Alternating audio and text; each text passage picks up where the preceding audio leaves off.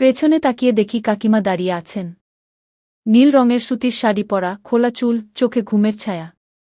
কিন্তু তার দৃষ্টি আমার চোখের সঙ্গে মিলতেই বোঝা গেল এই চাহনিতে ঘুমের কোনো ছাপ নেই, বরং ছিল অন্যরকম এক অনুভূতির ছায়া।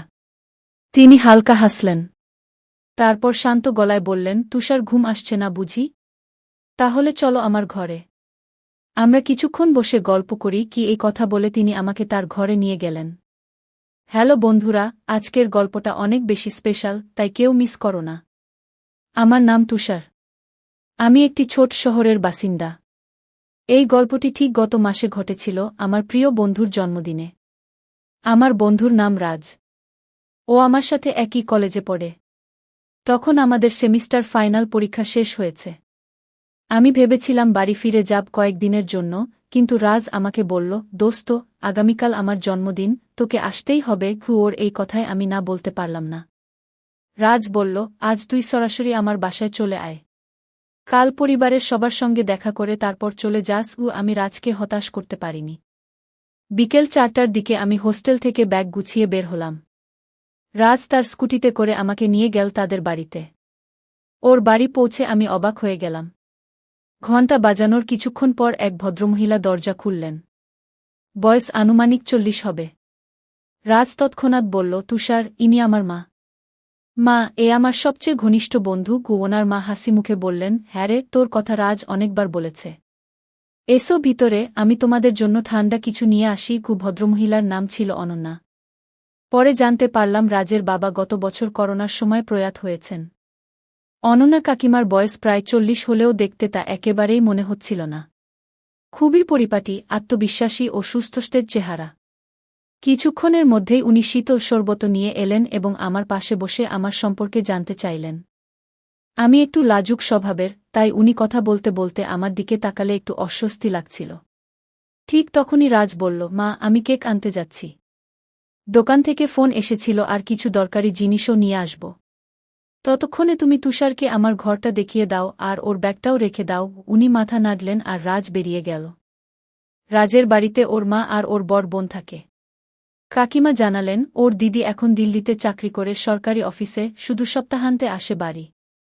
কথা বলতে বলতে কাকিমা হঠাৎ বললেন, তুষার, তোর কাকু চলে যাওয়ার পর জীবনটা একদম পাল্টে গেছে। এখন রাজও বেশিরভাগ সময় থাকে না। এই বাড়ি যেন শূন্য হয়ে গেছে। আমি একটু হেসে বললাম, কাকিমা, চিন্তা করবেন না।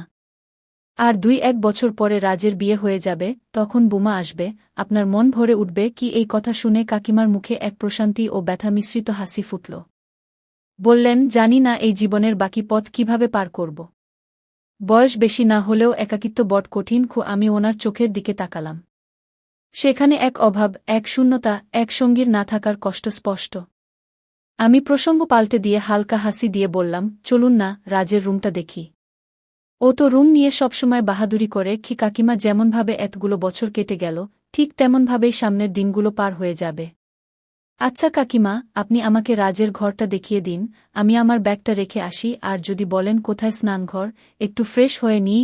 তিনি আমাকে রাজের ঘর দেখিয়ে দিলেন। আমি ব্যাগ রেখে দিলাম। তারপর কাকিমা বললেন, বাবা, রাজের বাথরুমে জল আসছে না। আমার ঘরের বাথরুমটা ব্যবহার করে নাও। আমি তোমার জন্য একটা বালতিতে জল ভরে দিচ্ছি। আমি জামাকাপড় নিয়ে বাথরুমে ঢুকে স্নান করছিলাম। হঠাৎ কাকিমা বাইরে থেকে বললেন, বাবা, বিদ্যুতের লাল সুইচটা একটু চেপে দিস তো। ট্যাঙ্কি ভর্তি হয়ে গেছে। আপনারা দেখছেন বাংলা অডিও স্টোরিজ চ্যানেল। আমি বললাম, কাকিমা, এখানে কোথাও সুইচটা দেখতে পাচ্ছি না। তিনি বললেন, তাহলে তাড়াতাড়ি দরজাটা খোল, পাশের বাড়ির ছাদে জল গড়িয়ে পড়ছে। আমি তাড়াতাড়ি তোয়ালে জড়িয়ে দরজা খুলে দিলাম।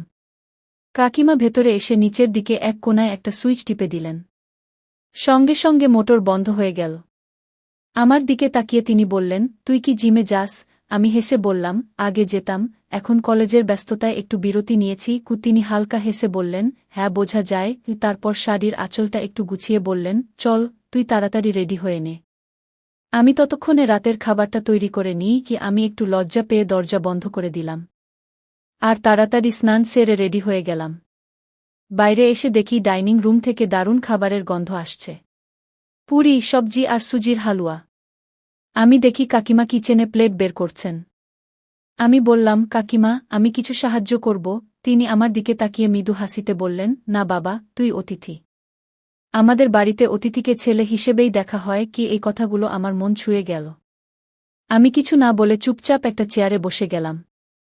এরপর কাকিমা পাশের চেয়ারে এসে বসে পড়লেন। রাজ তখনও ফিরছিল না। কথা বলতে বলতে কাকিমা জানালেন কিভাবে তিনি স্বামীর মৃত্যুর পর সব দায়িত্ব কাঁধে তুলে নিয়েছেন, ছেলে, সংসার, সমাজের চোখ রাঙানি। তার কথা বলার ধরন এতটাই সহজ আর আন্তরিক ছিল যেন তার হৃদয় থেকেই কথাগুলো বেরিয়ে আসছে। তিনি বললেন, অনেক সময় মনে হয় জীবন আবার শুরু করা যায়, কিন্তু সমাজ সেটা হতে দেয় না। যেন বিধবা মেয়েদের জীবন মানেই ত্যাগ আর একাকিত্ব। আমি তার চোখে তাকালাম। তিনি যেন আমার চোখে কিছু খুঁজছিলেন, সমঝোতা বা হয়তো সাহস। আমি শান্তভাবে বললাম, আপনার কথা ঠিক কাকিমা, কিন্তু একজন মানুষের একাকিত্ব আর আনন্দ এই দুটোই জীবনের অঙ্গ।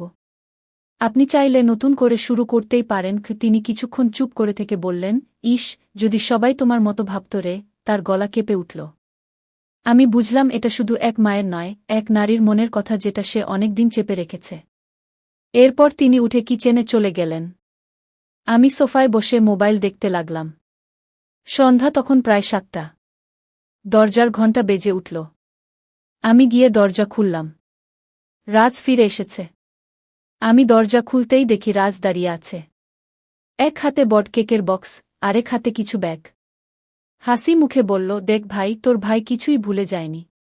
কেক এনেছি, চিপস এনেছি, আর তোর প্রিয় রসগোল্লাও আছে। আমি হেসে বললাম, দারুণ।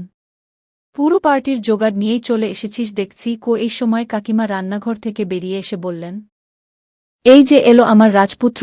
রাজ মায়ের দিকে তাকিয়ে বলল, হ্যাঁ মা, আজ তোর ছেলের বিশেষ দিন আর তুই আমার সবচেয়ে স্পেশাল অতিথি। কাকিমা স্নেহ ভরে ওর চুলে হাত বুলিয়ে দিলেন।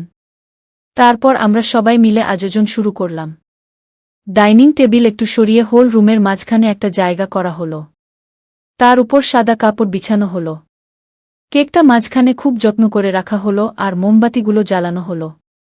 আমি স্পিকারে হালকা মিউজিক চালিয়ে দিলাম। একটা ছোট ঘরোয়া কিন্তু হৃদয়ভরা পরিবেশ তৈরি হলো একটা নিখুঁত উদযাপনের জন্য। কিছুক্ষণ পরে কাকিমা একটা থালায় মিষ্টি আর প্রদীপ নিয়ে এসে হাজির।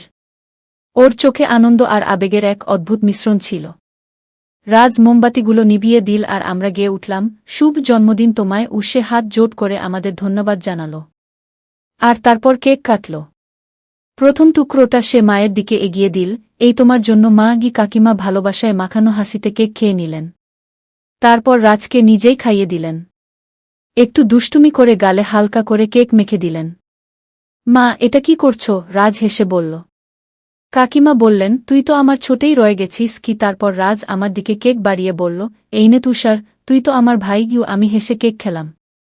কিন্তু কাকিমা এবার আমাকেও ছাড়লেন না। আমার গালেও কেকের একটু ছোঁয়া দিয়ে বললেন, তুষার, আজ থেকে তুই আমাদের পরিবারের একজন, বুঝলি? আপনারা দেখছেন বাংলা অডিও স্টোরিজ চ্যানেল। সেই মুহূর্তে একটা অদ্ভুত অনুভূতি হল, শুধু মিষ্টতার জন্য নয়, একটা গভীর আপন ছোঁয়া মনে গেঁথে গেল।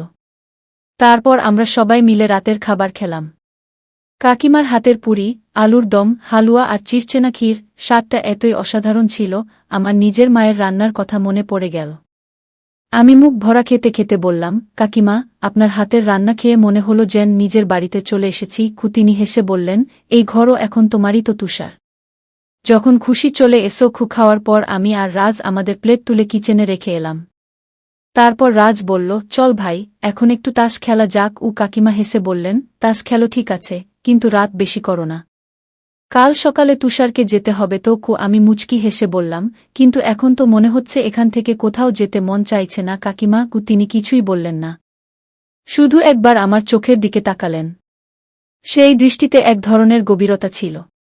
মনে হচ্ছিল তিনি কিছু বলতে চান কিন্তু শব্দ খুঁজে পাচ্ছেন না। সেদিন রাতে যখন সবাই ঘুমিয়ে পড়ল, আমি বিছানায় শুয়ে থাকলাম। রাজ তখন গভীর ঘুমে ডুবে। তার শ্বাসের মৃদু শব্দ পুরো ঘর জুড়ে ছড়িয়ে পড়েছিল। কিন্তু আমার চোখে একটুও ঘুম আসছিল না। হয়তো নতুন জায়গা, অচেনা পরিবেশ কিংবা মাথায় ঘুরতে থাকা নানা ভাবনা। ঠিক বুঝতে পারছিলাম না। আমি একদিকে শুলাম, তারপর আরেক দিকে বালিশ ঠিক করলাম, চাদর টেনে নিলাম, এমনকি চোখ বন্ধ করে গভীর শ্বাসও নিলাম। কিন্তু ঘুম যেন দূর আকাশের তারা হয়ে গেছে, ধরা দিচ্ছে না কিছুতেই। অবশেষে হাল ছেড়ে দিয়ে আমি মোবাইলটা হাতে তুলে নিলাম। স্ক্রল করতে করতে সময় কাটাতে লাগলাম। ঘরটা তখন আধো অন্ধকারে ঢাকা। আমি আস্তে করে বিছানা থেকে নামলাম যাতে রাজের ঘুম না ভাঙে। মোবাইলের ফ্ল্যাশ অন করে খুবই হালকা পায়ে এগিয়ে গেলাম রান্নাঘরের দিকে। ঘরের চারপাশে নিস্তব্ধতা। জেন পুরো বাড়িটাই ঘুমিয়ে গেছে। কিচেনে পৌঁছে আমি একটা গ্লাস তুলে নিলাম। নলের কল ধীরে ঘুরিয়ে দিলাম আর একটু শব্দ না করে পানি ঢাললাম গ্লাসে। প্রথম চুমুকেই মনে হলো শরীরের মধ্যে এক প্রকার শান্তি নেমে এল। পিপাসা মেটার সঙ্গে সঙ্গে জেন মনও একটু হালকা হয়ে গেল। আমি গ্লাসটা রাখতেই হঠাৎ পেছন থেকে কিচেনের লাইট জ্বলে উঠল। আমি চমকে উঠলাম। হঠাৎ জেন ঘুমের মধ্যেই কেউ জাগিয়ে দিল। পেছনে তাকিয়ে দেখি কাকিমা দাঁড়িয়ে আছেন। নীল রঙের সুতির শাড়ি পরা, খোলা চুল, চোখে ঘুমের ছায়া। কিন্তু তার দৃষ্টি আমার চোখের সঙ্গে মিলতেই বোঝা গেল এই চাহানিতে ঘুমের কোনো ছাপ নেই, বরং ছিল অন্যরকম এক অনুভূতির ছায়া। তিনি হালকা হাসলেন। তারপর শান্ত গলায় বললেন, তুষার, ঘুম আসছে না বুঝি? আমি একটু বিব্রত হয়ে হাসলাম। হ্যাঁ কাকিমা, ঘুম আসছিল না, তাই মোবাইল দেখছিলাম। পরে ভাবলাম পানি খেয়ে আসি। তিনি কিছু একটা বলতে গিয়েও থেমে গেলেন। আমি জিজ্ঞেস করলাম, আপনারও কি পানি লাগবে? তিনি আস্তে মাথা নাড়লেন। আমি আবার গ্লাসে পানি ঢেলে তার দিকে এগিয়ে দিলাম। তার আঙ্গুল আমার আঙ্গুল ছুঁয়ে গেল। মুহূর্তে একটা অদ্ভুত শীতলতা আর কোমলতা যেন ছড়িয়ে পড়ল। তিনি আমার দিকে কয়েক মুহূর্ত তাকিয়ে রইলেন। তারপর হালকা করে বললেন, ধন্যবাদ তুষার। আমি চোখ নামিয়ে শান্ত স্বরে বললাম, এতে ধন্যবাদ কিসের? তিনি এক চুমুক পানি খেলেন। তারপর কিচেনের দেওয়ালে হেলান দিয়ে দাঁড়িয়ে রইলেন। ঘরের ভেতর তখন নিঃশব্দ উষ্ণতা। জেন শব্দ ছাড়াই কিছু অনুভব করা যাচ্ছিল। তখন তিনি নিজে থেকেই হালকা গলায় বললেন, তুষার, জানিস কিছু কিছু রাত এমন হয়, মনে হয় কখনোই শেষ হবে না। গিয়ে আমি তার দিকে তাকালাম। চোখে তখনও সেই অদ্ভুত গভীরতা যেমনটা আগে দেখেছিলাম। যেন কিছু বলছে, আবার যেন কিছু লুকিয়ে রাখছে। আমি মৃদু গলায় বললাম, হ্যাঁ কাকিমা, কিছু রাত ঘুম নেয় না, কেবল ভাবনার ভার দিয়ে যায়। তিনি হেসে ফেললেন আর আমি বুঝে গেলাম কথার ভেতর অনেক না বলা গল্প থেকে যায়। আমি আস্তে করে ঘুরে দাঁড়ালাম। জেন আবার নিজের ঘরে ফিরে যেতে চাইছিলাম। আমি ঘরের দিকে পা বাড়াচ্ছিলাম, ঠিক তখনই পেছন থেকে এক শান্ত কণ্ঠ ভেসে এল, তুষার। আমি থেমে গিয়ে পেছন ফিরলাম। চোখে চোখ পড়তেই বুঝলাম ডাকটা আমার জন্যই। ঘুম আসছে না তাই তো? তিনি হালকা হাসলেন। আমারও না। চল একটু আমার ঘরে বসি, কিছুক্ষণ গল্প করি। ঘুম পেলে চলে যাস। কি তার কণ্ঠে কোনো সংকোচ ছিল না, একেবারে স্বাভাবিক। আমি একটু মুচকি হেসে বললাম, আচ্ছা কাকিমা। তিনি বাকি পানি শেষ করে গ্লাসটা রেখে বাইরে বেরিয়ে গেলেন। আমি চুপচাপ তার পেছনে হাঁটতে থাকলাম। তার ঘরটা বাড়ির একদম পিছনের দিকে। গোছানো, পরিপাটি, হালকা নীল রঙের দেয়াল। জানালা দিয়ে আসা চাঁদের আলো পুরো ঘরটাকে একটা প্রশান্ত আবরণে মুড়ে রেখেছিল। তিনি বিছানার এক কোণে বসে আমাকে দেখিয়ে বললেন, আয় তুইও বস। কি আমি একদম চুপচাপ তার পাশে গিয়ে বসে পড়লাম। ঘরটা যেন নিজের মতো একটা নিঃশব্দতা বয়ে নিচ্ছিল। শান্ত, অথচ ভেতরে ভেতরে অনেক কথা লুকানো। তিনি আমার দিকে তাকিয়ে বললেন, কোনো ভালো সিনেমা থাকলে চালাতো, মন একটু অন্যদিকে থাকবে। আমি মোবাইল বের করে একটু খুঁজে বললাম, একটা পুরনো সিনেমা আছে, শান্তি। গল্পটা একটু আবেগঘন কিন্তু মন ছুঁয়ে যায়। তিনি হেসে বললেন, তুই পছন্দ করেছিস মানে ভালোই হবে, চালা। আমি মোবাইলটা মাঝখানে রেখে চালিয়ে দিলাম। আমরা পাশাপাশি বসে সিনেমা দেখতে লাগলাম। মাঝে মধ্যে পর্দায় যখন আবেগী মুহূর্ত আসছিল, আমি লক্ষ্য করছিলাম তার চোখের কোণায় যেন কিছু একটা জমে আছে। তবে তিনি কোনো শব্দ করছিলেন না, নিঃশব্দে দেখছিলেন। আমি একটু তার কাছাকাছি সরে এলাম। দূরত্বটা একটুও ছোঁয়া হয়নি, তবে মাঝখানের সংকোচটা যেন একটু নরম হয়ে গিয়েছিল। তিনি চুপচাপ নিজের শাড়ির আঁচলটা আঙ্গুলে পেঁচাতে পেঁচাতে বললেন, তুষার, কখনো কখনো মনে হয় নিজের কথাগুলো শুনতেও ভয় লাগে। এত বছর ধরে নিজের ভেতরের কথা কাউকে বলিনি। মন যেন বোবা হয়ে গেছে। আমি ধীরে বললাম, মন তো কখনো বোবা হয় না কাকিমা। শুধু কেউ শুনতে চাইলেই সে কথা বলে। এই কথা শুনে তিনি কিছুক্ষণ চুপ করে রইলেন। তারপর মুখে এক হালকা শান্তির হাসি ফুটল, যেন কেউ অবশেষে তার না বলা কথাটা বুঝেছে। বাইরে হাওয়া একটু জোরে বইতে শুরু করেছে। জানালার একটা পাট ধীরে ধীরে খুলে যাচ্ছে। তিনি উঠে গিয়ে জানালা বন্ধ করে ফিরে এসে বললেন, হাওয়া একটু ঠান্ডা হয়ে গেছে। তারপর পাশে রাখা শালটা তুলে নিজে গায়ে জড়ালেন। আপনারা দেখছেন বাংলা অডিও স্টোরিজ চ্যানেল।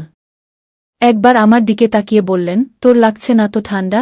আমি মাথা নাড়িয়ে বললাম, না কাকিমা, ঠিক আছি। তবু তিনি শালটা একটু টেনে আমার দিকেও বাড়িয়ে দিলেন। আমি কিছু বলতে যাচ্ছিলাম, তখনই তিনি হেসে বললেন, চুপচাপ থাক, আজ বেশি বলিস না। আমরা দুজনেই হেসে ফেললাম। আমরা দুজনেই এখন একই শালের নিচে, কিন্তু তবুও আমাদের মাঝে এক অদৃশ্য দেয়াল রয়ে গেছে, সম্মানের, বোঝার, দূরত্বের। তারপর তিনি একটু নিচু স্বরে বললেন, তুষার, মাঝে মাঝে মনে হয় আমি নিজেকেই ভুলে যাচ্ছি। তোকে দেখলে কেউ একজনের কথা মনে পড়ে যায়, খুব কাছের কেউ। আমি চুপ করে তার দিকে তাকালাম। চোখের কোনো তখন কিছুটা ভিজে। আমি হালকা গলায় বললাম, আপনি কি কখনো কাউকে এতটা ভালোবেসেছেন যে নিজেকেই হারিয়ে ফেলেছিলেন? তিনি কিছুক্ষণ কিছু বললেন না। তারপর মাথা নিচু করে বললেন, হ্যাঁ, একবার, অনেক বছর আগে, যখন বয়স কম ছিল আর বোঝাপড়াও। আজ বয়স বেড়েছে কিন্তু বোঝার মানুষ নেই। কি তারপর একবার আমার চোখে চোখ রেখে বললেন, তুষার, যদি আমি কিছু বলি শুধু শুনবি, কোনো বিচার না করে? আমি শান্ত গলায় বললাম, আমি তো শুনতেই এসেছি কাকিমা। তিনি চোখ বন্ধ করে একটা দীর্ঘ নিঃশ্বাস নিলেন আর বলতে শুরু করলেন, আমার স্বামী খুব ভালো মানুষ ছিলেন, কিন্তু সম্পর্কটা সহজ ছিল না। সবসময় ব্যস্ত থাকতেন কাজে, আত্মীয় স্বজন, বন্ধুবান্ধব, আর আমি একা হয়ে যেতাম। তখনই একদিন কেউ আমার দিকে তাকিয়েছিল, একজন এমন, যিনি আমাকে শুধু স্ত্রী নয়, একজন মানুষ হিসেবে দেখেছিলেন। তার চোখে আমি আবার নিজেকে খুঁজে পেয়েছিলাম। তার সঙ্গে ছিল কিছু নির্দোষ কথা, ছাদের নিচে কিছু হাসি, একটা অনুভব যে আমিও কিছু একটা, কেউ একজন। কিন্তু সবকিছুই লুকিয়ে লুকিয়ে কি এই পর্যন্ত বলে তিনি থেমে গেলেন। আমি ধীরে বললাম, তারপর কি হলো কাকিমা? তিনি আমার দিকে তাকালেন, চোখে একরাশ স্মৃতি, আর বললেন, তারপর একদিন সবকিছু বদলে গেল। সব শেষ হয়ে গিয়েছিল। কারো চোখে পড়ে গিয়েছিল আমাদের কথা। সে সরাসরি গিয়ে জানিয়ে দেয় আমার স্বামীকে। আমি কিছু করিনি তুষার, শুধু কিছু অনুভব করেছিলাম। তবে কি একটা মেয়ের অনুভব করাও আজ অপরাধ? আমি চুপ করেছিলাম, কিছুই বলতে পারছিলাম না। তিনি আবার বললেন, সে মানুষটা চলে গেল চিরতরে। আমার স্বামী অনেক মাস কথা বলেনি আমার সাথে। তারপর একদিন শুধু এটুকু বলল, যা কিছু করবি এই চার দেওয়ালের মধ্যেই করবি, বাইরে কিছু যেন না যায়। সেই কথা বলার পর সে আর কখনো আমার সঙ্গে মন খুলে কথা বলেনি। আমি প্রতিদিন একটু একটু করে নিজের ভেতরেই মরতে শুরু করলাম। আমি অনেকবার চেষ্টা করেছিলাম সবকিছু বোঝাতে। তাকে বলতে চেয়েছিলাম আমি অপরাধ করিনি। শুধু কিছু মুহূর্ত ছিল যা আমাকে বাঁচতে শিখিয়েছিল।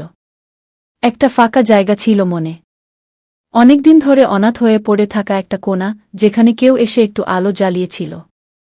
কিন্তু সে আলো আমি ধরে রাখতে পারিনি। আমি চেয়েছিলাম সে একবার আমার চোখে চোখ রেখে দেখুক, বুঝুক। আমি কেবল শুনতে চেয়েছিলাম, অনুভব করতে চেয়েছিলাম। অভিযোগ না, বোঝার আকুতি ছিল সেটা। প্রতিদিন তার জন্য অপেক্ষা করতাম, সে কখন ফিরবে, কখন আমার পাশে বসবে, কিছু বলবে। কিন্তু সে চুপই থাকত, নিজের পৃথিবীতে ডুবে থাকত। আর আমি ডুবে যেতাম নির্বাকতায়। একদিন সে চুপচাপ চলে গেল এই পৃথিবী ছেড়ে, আর আমি শুধু পড়ে রইলাম একাকিত্ব, অতৃপ্ত অনুভব আর কিছু না বলা গল্প নিয়ে। আমি লক্ষ্য করলাম তার চোখে জল জমে গেছে। তিনি ধীরে তার শাল দিয়ে চোখ মুছলেন, নিজেকে আবার গুছিয়ে নিলেন। আমি ধীরে তার হাতের উপর হাত রাখলাম। বললাম, আপনার যা অনুভব ছিল সেটার কোনো ভুল নেই কাকিমা। একজন মানুষ যদি মানুষই থাকে, সে ভালোবাসবে, ব্যথা পাবে, আর কারো চোখে নিজেকে জীবন্ত মনে করতেই চাইবে। আপনি শুধু বাঁচতে চেয়েছিলেন। এটা অপরাধ নয়। তিনি আমার দিকে তাকালেন। একটা শান্ত হাসি ফুটে উঠল তার মুখে, যেন বহু বছর পর কেউ তাকে সত্যিই শুনেছে। তুই অনেক বুঝিস তুষার। আমি মাথা নিচু করে হেসে ফেললাম। আমরা দুজনেই কিছুক্ষণ চুপচাপ বসে রইলাম একই শালের নিচে, নিঃশব্দে।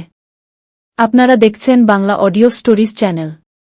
তারপর তিনি ধীরে বললেন, আজ মনে হচ্ছে রাতে ঘুম আসবে। অনেকদিন পর। আমি হেসে বললাম, আমারও কাকিমা, আজ একটু হালকা লাগছে। সেই রাতে কিছুই বদলায়নি আমাদের জীবনে, না তার না আমার। তবু কিছু একটা যেন ভিতরে ভিতরে ঠিক হয়ে গিয়েছিল। একটা বোঝাপড়া তৈরি হয়েছিল, একটা সম্পর্ক আর একটা অসমাপ্ত গল্প, যার শেষ অধ্যায় হয়তো সেই রাতেই লেখা হয়ে গিয়েছিল। বন্ধুরা, আপনাদের মধ্যে অনেকেই বলেছেন যে আমাদের ভিডিওগুলো আপনাদের কাছে ঠিকমতো পৌঁছাচ্ছে না। তার জন্য সাবস্ক্রাইব বাটনে ক্লিক করার পর নোটিফিকেশন বেল আইকনে ক্লিক করুন এবং অল অপশনটি সিলেক্ট করুন, যাতে আমাদের সমস্ত ভিডিওর নোটিফিকেশন আপনাদের কাছে পৌঁছাতে পারে। ধন্যবাদ।